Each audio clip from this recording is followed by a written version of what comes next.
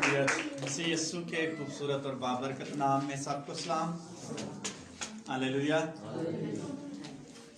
आइए से पहले कि हम कलाम की तरफ बढ़े, अपने ईमान का इकरार हम रसूलों के अकीदे के साथ मिलकर करेंगे। मैं ईमान रखता हूँ खुदा कादिर मुतलक बाप पर, जिसने आसमान और ज़मीन को पैदा किया और उसके इकलौते बेटे हमारे खुदावंद यीशु मसीह पर, जो रूह कुद्स की कुदरत से पेट में पड़ा, कुमारी मरियम से पैदा हुआ, पैंतूस पिलातूस की हुकूमत में दुख उठाया, मसलूब हुआ, मर गया और दफन हुआ, हाल में अरवा में उतर गया, तीसरे दिन मुर्दों में से जी उठा, आसमान पर चढ़ गया और खुदा कादिर मुतलक बाप की दाहिनी तरफ बैठा है, जहाँ से वो जिंदों और मुर्दों की अदालत करने को आया।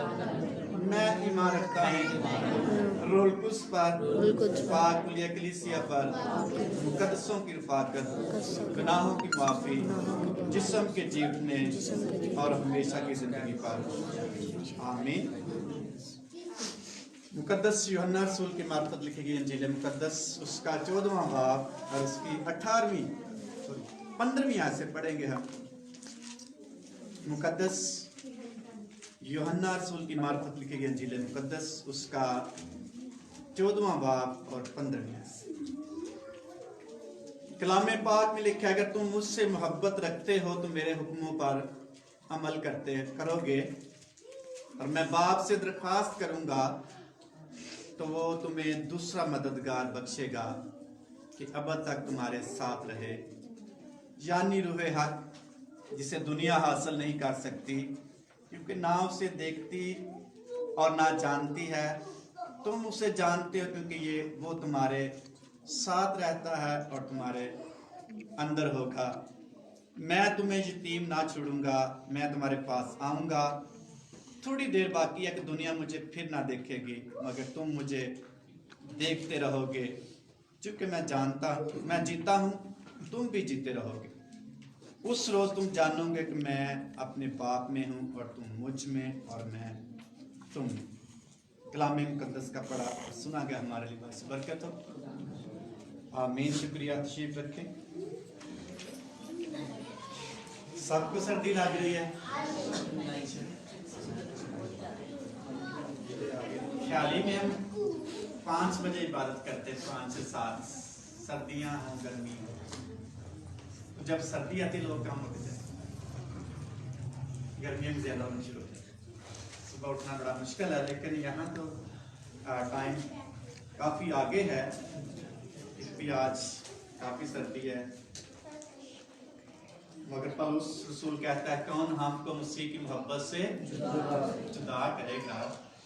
वहां नहीं लिखा हुआ, लेकिन मैं कहूँगा ना सर्दी ना गर्मी। सर्दी हो तब भी कोई चीज या सर्दी हमें यीशु मसीह की मोहब्बत से जुदा नहीं कर सकती। गर्मी हो तब भी हम कभी कोई बहाना नहीं कर सकते। अगर मसीह की मोहब्बत हमारी जिंदगी में मौजूद है, इसलिए मुकद्दस यूहन्ना रसूल की मार्फत यीशु मसीह अपने शागिर्दों से मुखातब होते हुए कहते हैं, अगर तुम मुझसे मोहब्बत रखते हो तो मेरे हुक्मों पर क्या करोगे? इससे लोग जानेंगे कि तुम मेरे क्या हो? शागिर्द। यीशु मसीह ने शागिर्दों से मुखातब होते कहा, अगर तुम मुझसे मोहब्बत रखते हो तो मेरे हुक्मों पर क्या करोगे? अमल करोगे, यानी करते रहोगे। इन फ्यूचर, आने वाले दिनों में जब मैं आपके साथ नहीं हूंगा तो फिर भी तुम मेरे हुक्मों पर क्या करोगे? तुम मेरे कलाम को मानोगे। यही मेरे साथ मोहब्बत का इजहार है। इसलिए यीशु मसीह ने आसमान पर जाने से पहले शागिर्दों के साथ एक वादा किया और कहा, मैं बाप से दरख्वास्त करूंगा तो वो तुम्हें दूसरा मददगार बख्शेगा कि अब तक तुम्हारे क्या रहे? साथ रहे। यीशु मसीह ने आसमान पर जाने से पहले कहा कि देखो, मैं अब तक तुम्हारे, आखिर तक तुम्हारे साथ हूं। यीशु मसीह तो साथ नहीं, लेकिन जो वादा किया था रूह कुद्स का वो हमारे साथ है। इसलिए यीशु मसीह ने कहा कि मैं बाप से दरख्वास्त करूंगा कि वो तुम्हें दूसरा मददगार भेजे। उसका लक़ब है यानी रूहे हक।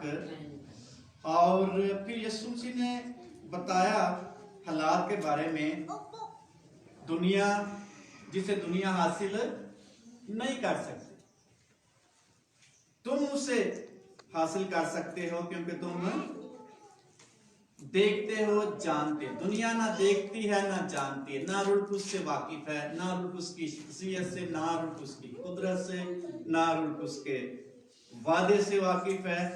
और यीशु मसीह ने शागिर्दों से मुखातब होते हुए कहा कि दुनिया उसे हासिल नहीं कर सकती, तुम उसे हासिल कर सकते हो, तुम जानते हो, तुम देखते हो और तुम्हारे साथ रहता है।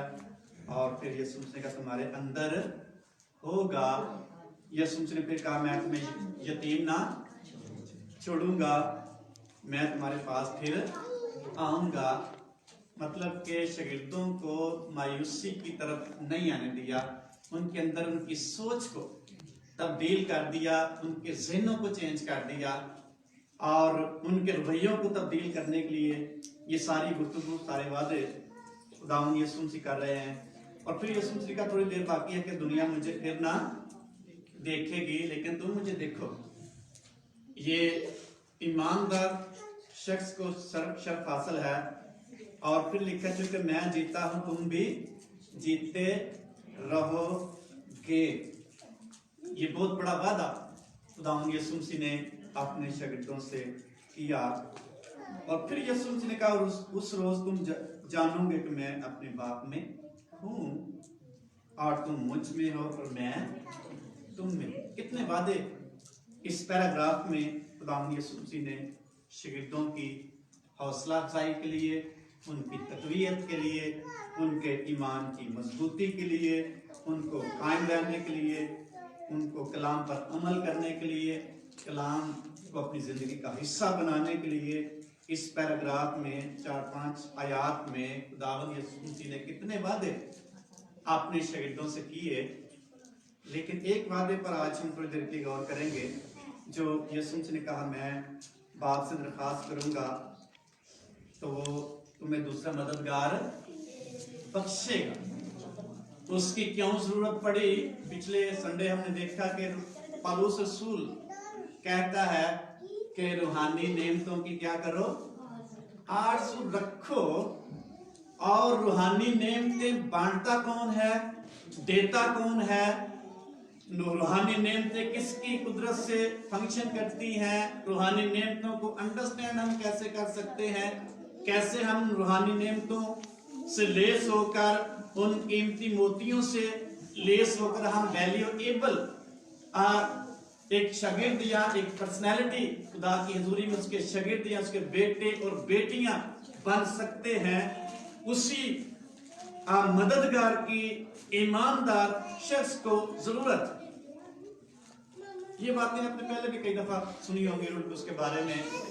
लेकिन यीशु मसीह हर रोज शागिर्दों से रफाकत करते और यीशु मसीह के बाद हर रोज जो कलीसिया थी, दाई कलीसिया हर रोज इकट्ठी होती और जब वो इकट्ठी होती कलाम सुनते, कलाम सुनाते और उनके अंदर ईमान बढ़ता। और लिखा ईमान की किताब में उनके दरमियान खुदा अजीब काम और नशानात जाहिर करता। अजीब काम उनकी जिंदगी में होते। क्यों? कलाम को सुनने से, पढ़ने से और सुनाने से और खुदा की कुदरत को अपने दरमियान बुलाने से ये ऐसा होता था। इसलिए कलाम में कुदरत पाई जाती है। जब भी आप सुनेंगे, जब भी आप इसको पढ़ेंगे, ये आपके अंदर एक रिवाइवल पैदा करेगा, जज्बात आपके चेंज कर देगा और आपके ज़हन को रोशन करके आपके ज़हन को खोल देगा। इसलिए जो रूह कुद्स की बात खुदावंद यीशु मसीह ने शागिर्दों को वादे के तौर पर की और फिर ये भी कहा दुनिया उसे नहीं हासिल कर सकती। ये भी कंफ्यूजन यीशु मसीह ने खत्म कर दी शागिर्दों के सामने कि ये ना कि दुनिया के कुल है नहीं तो साढ़े को क्यों है। परेशान हो जाए शरीर। और आज कलीसियाओं में ये बड़ा तजाद पाया जाता है, बड़ा एक मुतनाज़िर मसला है। कई फर्क तरीके से रूल को अपनी जिंदगी में समझते हैं, कुछ डिनोमिनेशन फर्क तरीके से समझते हैं, लेकिन पेंटिकॉस्टल कलीसियाएं जो हैं ये रूल को ईमाल दूसरे बाब की बुनियाद पर लेते हैं और समझते हैं और कबूल करते हैं। इसलिए हर एक शख्स के लिए जरूरी है रूल को अंडरस्टैंड करे और फिर उसको अपनी जिंदगी में जगह दे, जिसका वादा यीशु मसीह ने किया। रूल ऐसी शख्सियत है, रूल खुदा है, रूल के वसीले से रूहानी नेमतें कलीसिया में फंक्शन करती हैं। रूल के वसीले से रूहानी नेमतें जारी हो, कोई और शख्स नहीं दे सकता। ना किसी के पढ़े लिखे होने से ये नेमतें मिलेंगी, उसको इसके पास बड़ी तालीम है, वो पढ़ा लिखा है। ये बच्चे शोर ना करें। एंजल ना कोई शख्स बड़ा होशियार हो कि वो रूल उसकी नेमतें दे सके, ना कोई शख्स बड़ा तजर्बाकार हो कि वो रूल उसकी नेमतें दे सके, ना कोई शख्स बड़ा बुजुर्ग हो उम्र में वो रूल उसकी नेमतें बांट सके। रूल उसकी नेमतें सिर्फ और सिर्फ रूल ही जारी करता है, रूल ही बख्शता है, देता है। इसलिए रूल को अंडरस्टैंड करना, समझना ईमानदार शख्स की नहायत की जरूरत है। अगर ये नेमतें ईमानदारों में फंक्शन नहीं करेंगी तो कलीसिया इतनी बेदार नहीं होगी, खुदा के अजीब काम और निशानात कलीसिया में ज़ाहिर नहीं होंगे, लोग खुदा की कुदरत को नहीं देख पाएंगे, लोग खुदा के अजीब कामों का तजर्बा नहीं कर पाएंगे। जो शख्स रूलकुस को अंडरस्टैंड नहीं कर पाएगा वो कभी भी खुदा की कुदरत का तजर्बा नहीं कर पाएगा। रूलकुस को जब दुरुस्त तरीके से कोई शख्स अंडरस्टैंड करेगा फिर उसकी जिंदगी में अजीब तजर्बा होगा। तो यीशु मसीह ने वादा किया लूका के इंजील में, जब तक तुमको आगे बाला से कुव्वत का लिबास ना मिले कहाँ ठहरे रहना। पढ़ेगी साइड को, लूका के इंजील का आखिरी बाब और 49वीं आयत है। और देखो जिसका मेरे बाप ने वादा किया है मैं उसको तुम पर नाजिल करूंगा, लेकिन जब तक आलमे बाला से तुमको कुव्वत का लिबास ना मिले इस शहर में ठहरे रहना। पहले यीशु मसीह ने वादा किया शागिर्दों से कि मैं बाप से दरखास्त करूंगा, वो दूसरा मददगार तुम्हें बख्शेगा। दुनिया उसे हासिल नहीं कर सकती क्योंकि ना उसे देखती है ना जानती है, तुम उसे जानते हो, तुम उसे देखते, तुम हासिल कर सकते हो क्योंकि मैं तुम्हारे दरमियान रहता हूं और वो तुम्हारे अंदर होगा। फिर यीशु मसीह ने कहा जब तक तुमको आलमे बाला से कुव्वत का लिबास ना मिले इस शहर में ठहरे रहना। रूलकुस की कुदरत का तजर्बा करने के बाद तुम मुनादी के लिए निकलना। और फिर हम ईमान की किताब में देखते हैं जब 120 की जमात इकट्ठी बैठी हुई है और उस वादे के इंतजार में दुआ और रोजे में है, तो फिर जब रूलकुस नाज़िल होता है ईमाल दूसरे बाब में लिखा, जब वो ईद पेंतिकोस्त का दिन आया और वो एक जगह इकट्ठे जमा दुआ कर रहे थे तो रूलकुस क्या हुआ, नाजिल हुआ। इस आयत को हम देखेंगे। इसलिए पाक रूप की अहमियत और उसकी अंडरस्टैंडिंग तो जब तक नहीं हम समझ पाएंगे कभी भी रूहानी नेमतों का तजर्बा या उससे लेस नहीं हो पाएंगे। दूसरे बाब में लिखा जब ईद पेंतिकोस्त का दिन आया तो वो सब एक जगह जमा थे कि यकायक आसमान से ऐसी आवाज आई जैसे जोर की आंधी का सुनाटा होता है और उससे सारा घर जहां वो बैठे थे गूंज गया और उन्हें आग के शोला किसी फटती हुई जुबानें दिखाई दी। और उनमें से हर एक पर आ ठहरी, और वो रूह कुछ से भर गए और गैर ज़बानी बोलने लगे, जिस तरह रूह ने उन्हें बोलने की ताकत बख्शी। और ये मुख्तलिफ कलीसियाओं में ये तनाज़ा है, ये कह सकते हैं झगड़ा है अंडरस्टैंडिंग का।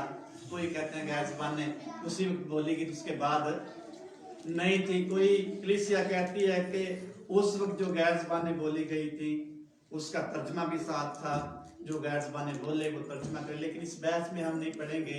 मेन जो बात है, जब रूह कुछ नाजिल होगा उसको अंडरस्टैंड करेंगे, पाक रूह की नेमतें और पाक रूह की कुदरत के वसीले से खुदा के अजीब काम वो शख्स जरूर अपनी जिंदगी में रूनुमा होते हुए देखे। हालेलुया।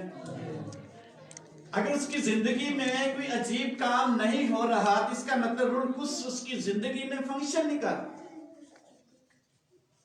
अगर वो डेढ़ कई सालों से वो खुदा के साथ चल रहा है लेकिन चेंजिंग नहीं है, तब्दीली नहीं है, वो रिवाइव नहीं होता, वो ताजगी नहीं पाता वो शख्स। उसके जो ये अरुण उसकी नेमतें कीमती मोती हैं, मैं कहता हूं इसको कीमती मोती हैं, तो उसकी जिंदगी में अगर नहीं लगे, उसको वैल्यूएबल नहीं बना रहे, तो उसको गौर करने की जरूरत है कहां पे। यीशु मसीह ने वादा किया और हर एक शख्स के लिए। इसलिए जब रूह कुछ का नज़ूल हुआ तो लिखा है वो आग के से फटती हुई जुबानें दिखाई दी और उनमें से हर एक पर आकर ठहरी। वो सब क्या करना शुरू हो गए, सब रूह कुछ से भर गए और गैर ज़बानें बोलने लगे। जब तक कोई शख्स पाक रूह को अंडरस्टैंड नहीं करेगा, कभी भी रूहानी नेमतें उसकी जिंदगी में फंक्शन नहीं करेंगी। वो उन रूहानी नेमतों को अंडरस्टैंड नहीं कर पाएगा कि मेरे पास नेमत कौन सी, या खुदा ने मुझे कहां रखा, कौन सी कुव्वत मेरी जिंदगी में मौजूद है। और उसकी जिंदगी में खुदा अजीब काम और अजीब नशानात कभी भी उसकी जिंदगी में वकूअ पज़ीर नहीं हो। इसलिए रूह कुछ को अंडरस्टैंड करना, फिर नेमतों पे गौर करना ईमानदार शख्स की तरक्की का एक राज है।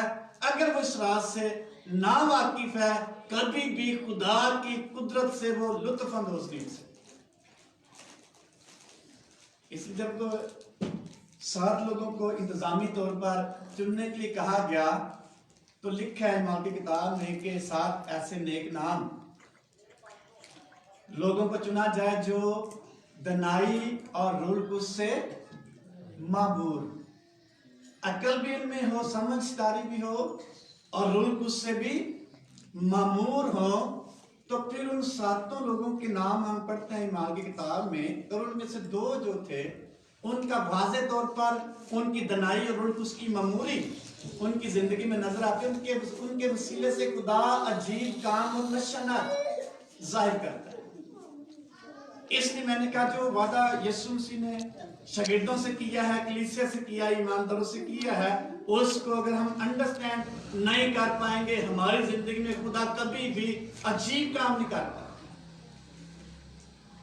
रूहानी नेमतें, पाक रूह की नेमतें हमारी जिंदगी में फंक्शन नहीं करेंगे, उसको हम अंडरस्टैंड नहीं कर पाएंगे, वो हमें कुव्वत नहीं देंगे, हमें आगे विजन नहीं देंगी, आगे जाने के लिए हमें हमारे अंदर वो काम नहीं करेंगे। इसलिए जब उन 7 लोगों को चुना गया, स्टीफनस और दूसरे का नाम है स्टीफनस, और एक का नाम स्टीफनस है और एक को शख्स है जिसकी 4 बेटियां नबूवत करती थी, फिलिपस। Thank you. ये 2 लोग 7 में से नजर आता है जो जिनके अंदर उसकी नेमतें फंक्शन करती नजर आती। किसी एक शख्स के लिए नहीं है, किसी एक ईमानदार शख्स के लिए नहीं है, किसी खास ईमानदार शख्स के लिए नहीं है, किसी खास लीडर की नहीं है। रूह उसकी नेमतें हर एक ईमानदार शख्स के लिए मौजूद हैं और वादा हर एक शख्स के लिए। कैसे रिसीव करेगा ये वो अंडरस्टैंड करेगा, उनको रिसीव कर सकता, वरना हो सकता है वो 100 साल की जिंदगी गुजार जाए, अगर वो पाक रूह को अंडरस्टैंड नहीं कर पाएगा तो नेमतें भी वो समझ नहीं पाएगा या उसकी जिंदगी में फंक्शन नहीं कर। जितनी जल्दी आप उसकी अहमियत या उसको अंडरस्टैंड कर पाएंगे उतनी जल्दी आप नेमतों को समझ पाएंगे। डॉक्टर योंगचू को किसी ने पूछा कि आपकी जिंदगी में कौन सी नेमत काम करती है, कौन सी खिदमत है? उसने कहा मुझे नहीं पता कौन सी नेमत है मेरे अंदर, लेकिन जहां जरूरत होती है खुदा पाक के वसीला से वो मुझसे काम करवाता है। जहां भी जरूरत 9 नेम तो खास है, इसके अलावा भी नेमते हैं, लेकिन इन 9 का अलग एक फंक्शन है या इनकी अहमियत है। तो डॉक्टर योंगचू ने कहा मुझे नहीं पता कौन सी नेमत मेरे अंदर कुछ मौजूद है, और जहां जो कुछ खुदा करवाना चाहता है मुझसे करवा लेता है। इसलिए जब तक रुल्कुस को हम अंडरस्टैंड नहीं करेंगे, रूहानी नेमतें हमारी जिंदगी में कभी फंक्शन नहीं करेंगी। इसलिए पौलुस रसूल कहता है रूहानी नेमतों की भी आरज़ू, ऊपर लिखा है मोहब्बत का चैप्टर वो देता है, और यहाँ भी यीशु मसीह ने रुल्कुस के वादा करने से पहले कहा कि अगर तुम मुझसे मोहब्बत रखते हो तो मेरे हुक्मों पर क्या करोगे। रुल्कुस के साथ मोहब्बत का बड़ा गहरा कनेक्शन। अगर हमारे अंदर खुदा के लिए मोहब्बत नहीं है तो हम कभी भी रुल्कुस को अंडरस्टैंड नहीं कर पाएंगे। यीशु मसीह के लिए अगर मोहब्बत नहीं, हम कभी भी रुल्कुस को अंडरस्टैंड नहीं कर पाएंगे, समझ नहीं पाएंगे।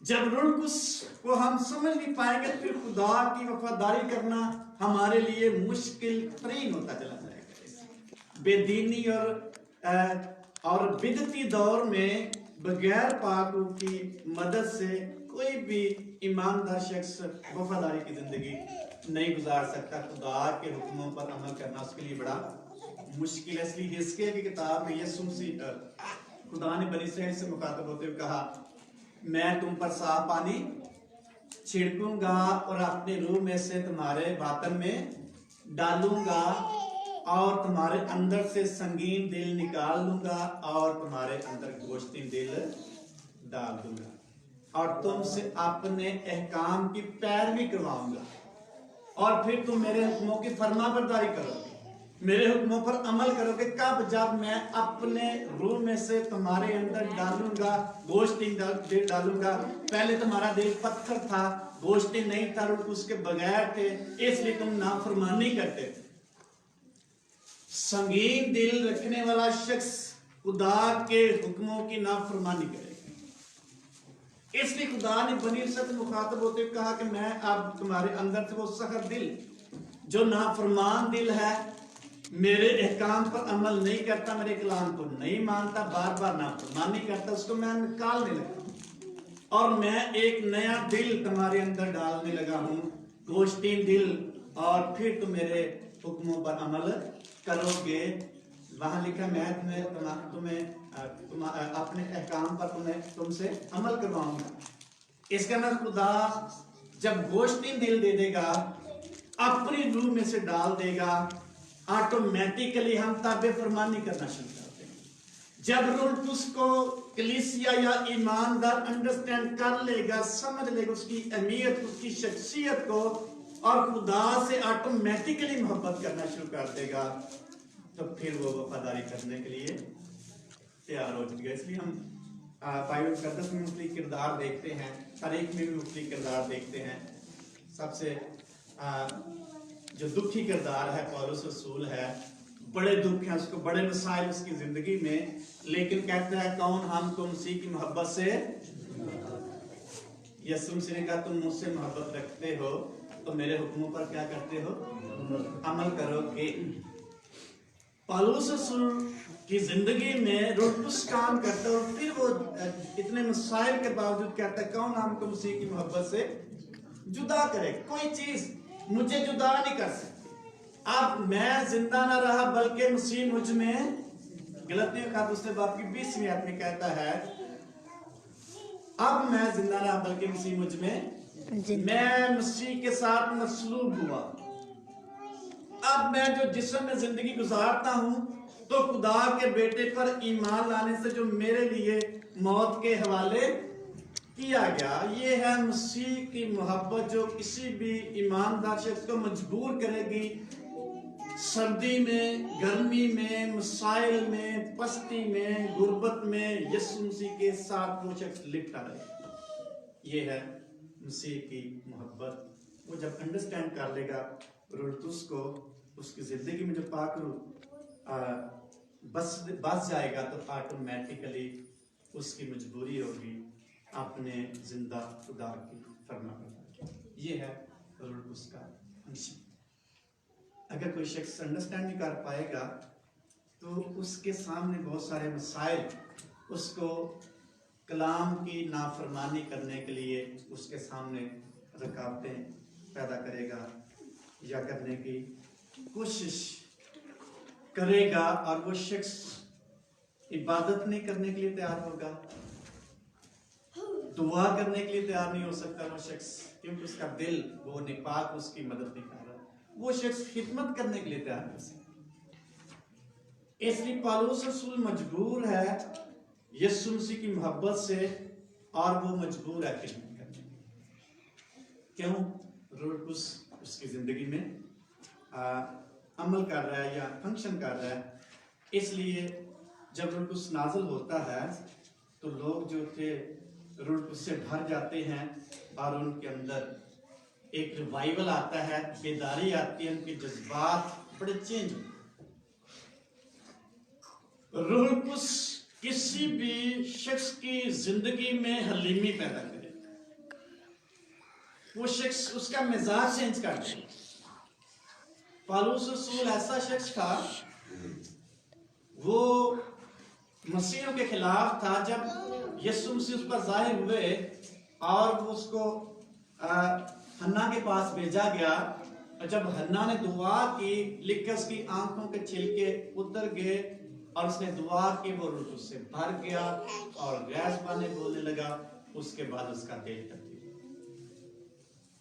दिल किसने तब्दील किया? रुलतुस की कुव्वत के वसीला से उसका दिल और उसकी राहें तब्दील होगी। जो सख्त दिल था और जज्बात से भरा हुआ मसीहों के मुखालिफ दिल था, ऑटोमेटिकली पाक की कुव्वत और कुदरत से उसका दिल और उसकी सोच, उसकी राहें तब्दील होगी। उसको करने की जरूरत नहीं पड़ती।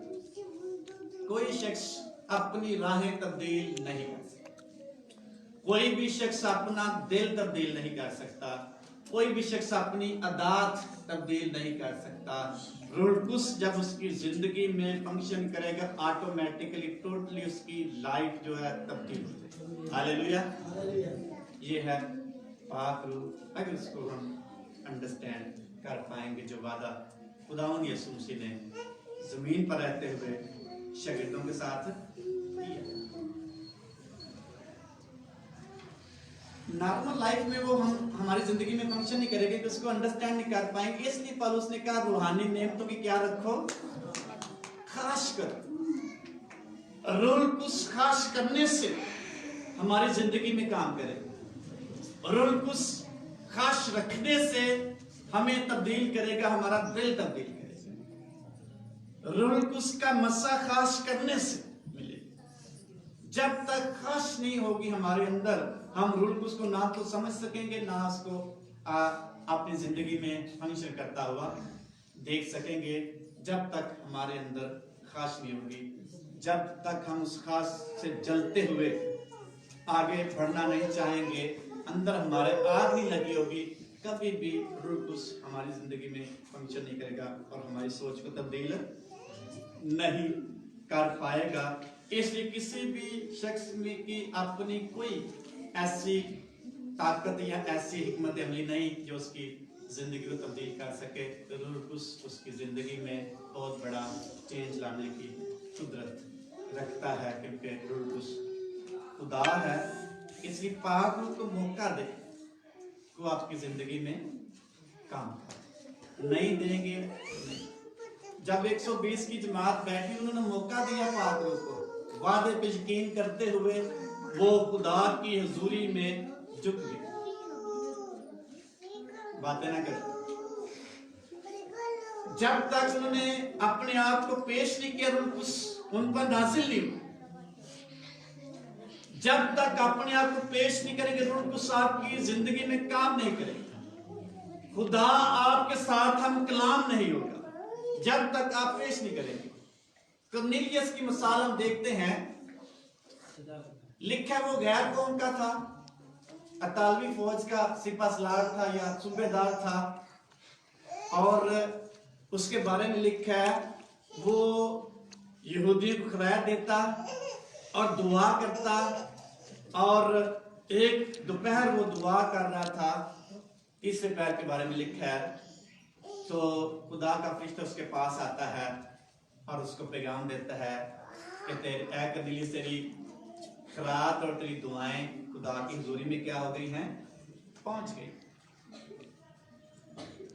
फिर उसको पैगाम मिलता है, पतरस जो शमौन दबाब के घर में मौजूद है, उसको बुला, आगे जो कुछ करना वो तुझे बता देगा। जब पतरस रसूल आता है और जब उससे कलाम कर रहा होता है, वो फैमिली के साथ बैठा है, कलाम कर रहा होता है, तो लिखा है वो रूह कुद्दूस से भर के और गैर ज़बाने बोलने लगे। पतरस रसूल ने कहा, ये तो हमारी तरह ये गैर कौम के, लेकिन हमारी तरह कौन आप इनको रोक सकता है? खुदा की बख्शिश को कैसे कोई शख्स रोक सकता? कैसे रूह कुद्दूस से भरा, या कैसे रूह कुद्दूस ने उसकी जिंदगी में फंक्शन किया? वो पहले से हलीम शख्स था, खुदा का खौफ रखने वाला शख्स था, और खुदा की इबादत करने के लिए वो शख्स तैयार था। खुदा के साथ रहने की ख्वाहिश उसके अंदर मौजूद, खैरात भी यहूदियों को देता और दुआ भी करता। ख्वाहिश उसके अंदर थी, मैं खुदा के करीब चला जाऊं, और उसकी ख्वाहिश के मुताबिक खुदा ने उसकी जिंदगी में अजीब काम। इसलिए जब तक आरज़ू या ख्वाहिश हमारे अंदर नहीं होगी, हम बाबरकत नहीं हो सकते। खुसूसी तौर पर रूह कुद्दूस की नेमतों से बहरवार नहीं हो सकते। पौलुस रसूल तीमुथियुस को कहता है, जो नेमत मेरे हाथ रखने से तुझको मिली है। इसका मतलब दुआ में बैठे होंगे, ख्वाहिश होगी उनकी। एक जगह पे कहता है, बुजुर्गों के हाथ रखने से जो नेमत तुझे मिली है, इसका मतलब बुजुर्गों ने उसके सर पर हाथ रख के ख्वाहिश होगी कि रूह कुद्दूस हमारी जिंदगी में काम करे, नेमतें काम करे। उन्होंने वक्त दिया होगा, टाइम स्पेंड किया होगा खुदा की हुजूरी में, और खादमों के साथ वो वक्त गुजारने के लिए तैयार, उनके अंदर खास ये चीजें हमारी जिंदगी में भी काम। तो जब तक खास नहीं होगी, ना हम फाकरों को समझ सकेंगे, ना रूहानी नेमतें हमारी जिंदगी में फंक्शन करेंगी, ना खुदावंद यीशु मसीह का किया हुआ वादा हमारी जिंदगी में पूरा होगा। मसीह तो हम होंगे, लेकिन जो कुछ खुदा चाहता है ऐसा हम नहीं हो सकते। इसलिए बार बार खुदावंद यीशु मसीह ने शागिर्दों से मुखातब होकर कहा, मैं बाप से दरख्वास्त करूंगा तुम्हारे लिए मददगार भेजे, उस वक्त तक बाला खाना में ठहरे रहना जब तक कुव्वत का लिबास नाम लिखाश। और जो 120 की जमात थी, 10 दिन इसी इंतजार में, इसी खास में दुआ और रोजे में थे कि खुदा ने जो यीशु मसीह जो वादा किया वो पूरा होगा। उनकी खास के मुताबिक या उनको खास रखने से खुदा का वादा उनकी जिंदगी में पूरा हुआ। इमाल की किताब में हम देखते हैं इसके इलाके में जब पौलुस रसूल जाता है तो वहाँ एक जमात है ईमानदारों की, और उनसे कहता है कि क्या तुमने रूह कुद्दूस पाया? बैप्टिस्म उसके बारे में किसी ने बताया नहीं। फिर पौलुस ने तालीम दी, फिर उनके अंदर खास पैदा हुई, और वो पौलुस रसूल के वसीला से उस नेमत से बहरवार हुए। इसलिए जब तक खास नहीं करेंगे, पाक रूह हमारी जिंदगी में, ईमानदार शख्स की जिंदगी में फंक्शन नहीं करेगा। उसकी कुदरत और कुव्वत और अजीब निशानात और कामों से कभी भी लुत्फ़अंदोज़ नहीं हो सकता। कुदरत जारी कहाँ होती है? कुदरत, निशानात और अजीब काम कहाँ से होते हैं? कलीसिया से। दुनिया से नहीं, जानती ना देखती है। कलीसिया जानती है, कलीसिया देखती है, कलीसिया वाकिफ है, ईमानदार उसकी शख्सियत से वाकिफ है, ईमानदार अजीब कामों के लिए अल्लाह की ताकि उनके वसीले से खुदा अजीब काम करे। और अजीब काम कब करेगा खुदा? जब कलीसिया या ईमानदार अपने अंदर ख्वाहिश या आरज़ू रखेंगे, वरना खुदा अजीब काम नहीं करेगा। इसलिए पाक रूह की अहमियत को, उसकी शख्सियत को समझना ईमानदार शख्स के लिए नहायत ज़रूरी है। और फिर इसके बाद उसकी नेमतें उसकी ज़िंदगी में फंक्शन करना शुरू कर देंगे। ये किसी की मेरास नहीं है, हर एक ईमानदार शख्स के लिए मौजूद उसकी लियाकत के मुताबिक। तो जितनी किसी की लियाकत होगी, जितना कुछ संभाल सकेगा इस गिफ्ट को, इन गिफ्ट को, उसी के मुताबिक खुदा उस शख्स को देता। जितनी किसी के अंदर ख्वाहिश या आर्ज़ होगी, उसी के मुताबिक खुदा करता जाएगा। और सिकवा काहिन के बेटों के बारे में देखते हैं, पौलुस भी मुजज़ात करता और उन्होंने भी ऐसा करना चाहा, लेकिन उन्होंने उसको अंडरस्टैंड नहीं किया। खुदा की कुदरत को उन्होंने देखा पौलुस रसूल के वसीले से, लेकिन अंडरस्टैंड नहीं किया।